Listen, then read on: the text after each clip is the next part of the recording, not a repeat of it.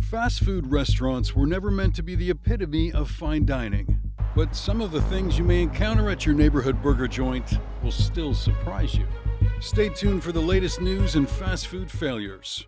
28-year-old Johnny Collins II met his end in a Wendy's fast food restaurant in Miami. According to police, gunfire exploded through the Wendy's at approximately 6:23 p.m. on the 11,900 block of Northwest 27th Place.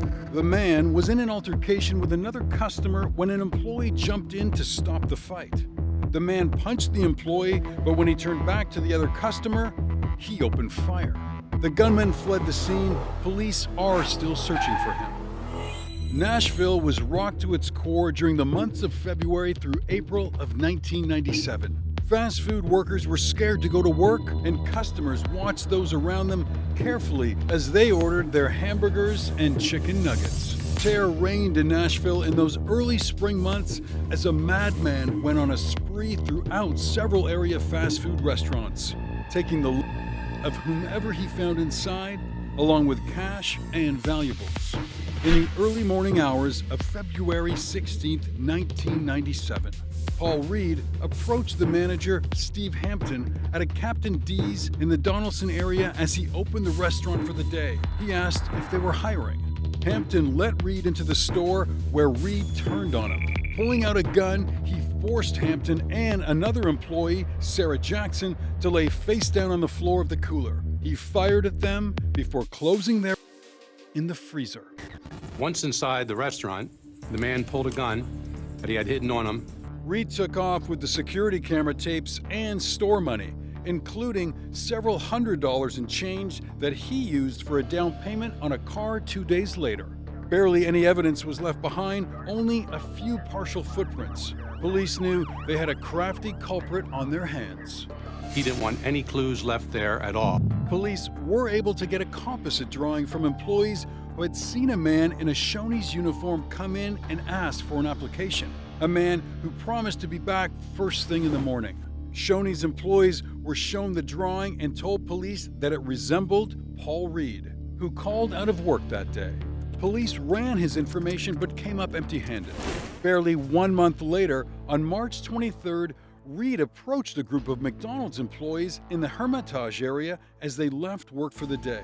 He forced the 4 employees back into the store at gunpoint. He took Andrea Brown, Ronald Santiago, and Robert A. Sewell into the storeroom, where he forced them to lay face down and took their with his gun. When he tried to do the same to Jose Gonzalez, his gun jammed. Instead, he took out a kitchen blade and used it 17 times on Jose, who miraculously survived.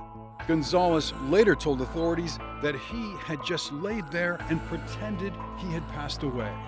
Reed thought he had taken care of everyone, so he took $3,000 from the store and fled.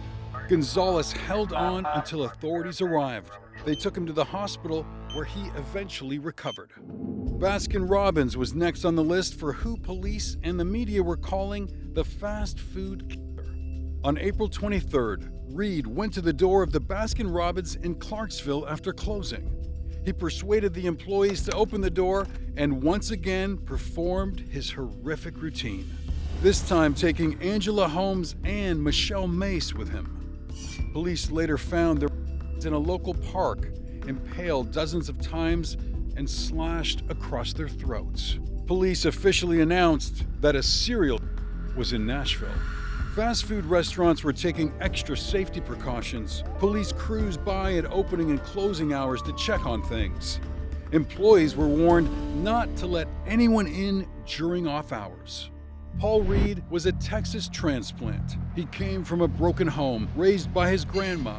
He was a problem child from the start and developed a police record before he was a teenager.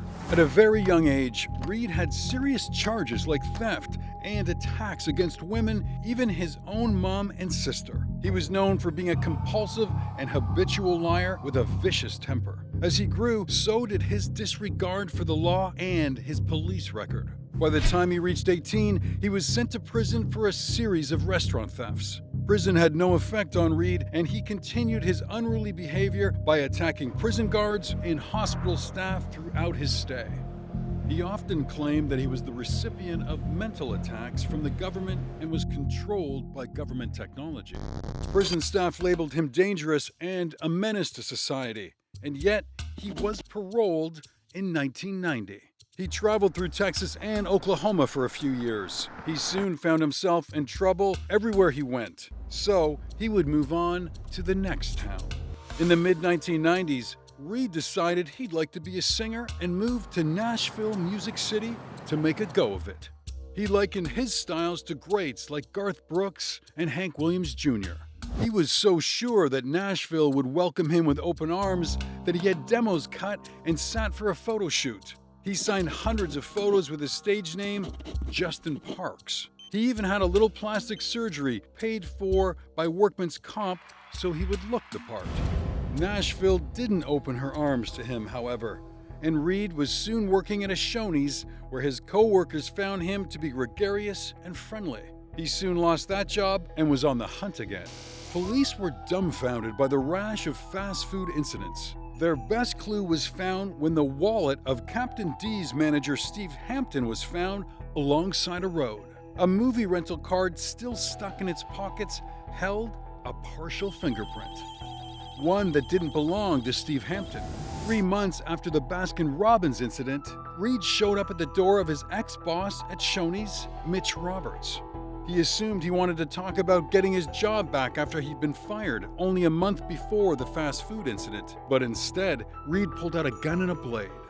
I believe he was going to kill my family, then drive me to Shoney's to open the safe, then kill me, Roberts later explained to police. Instead, Roberts was able to get to the phone and call for help as Reed ran away.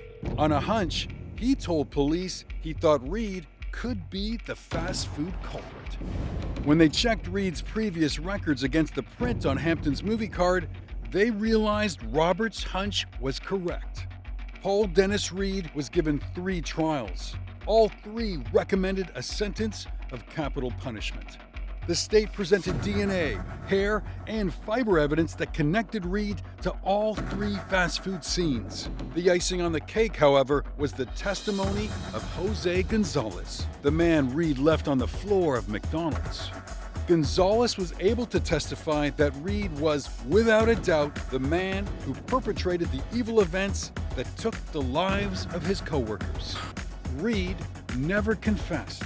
In 2013, after receiving 7 sentences of capital punishment, the most Tennessee has ever given an offender, he passed away in the hospital from pneumonia. Marion Lewis has been charged in the demise of Jaslyn Adams as she waited outside McDonald's with her dad, Jonte Adams. Jonte was taken to an area hospital and treated for gun through the torso. He survived, but his daughter did not. Police located Lewis shortly after he discharged his gun and a car chase ensued. Police chased Lewis for several miles before he crashed the vehicle and attempted to flee. Lewis took off on foot, but then attempted to take a car while a family was sitting in it. Police fired on him and were able to apprehend him. He received 16 felony charges and is awaiting trial, but police believe there are more people involved in this incident. The suspected was shot by police and captured. Chicago Police Superintendent David Brown addressed who may be involved in a press conference. You can run, but you cannot hide. We are going to bring you to justice for this crime. The Adams family deserves nothing less. Have you ever witnessed something crazy at a fast food restaurant? Tell us about it in the comments. If you like this video, give it a thumbs up.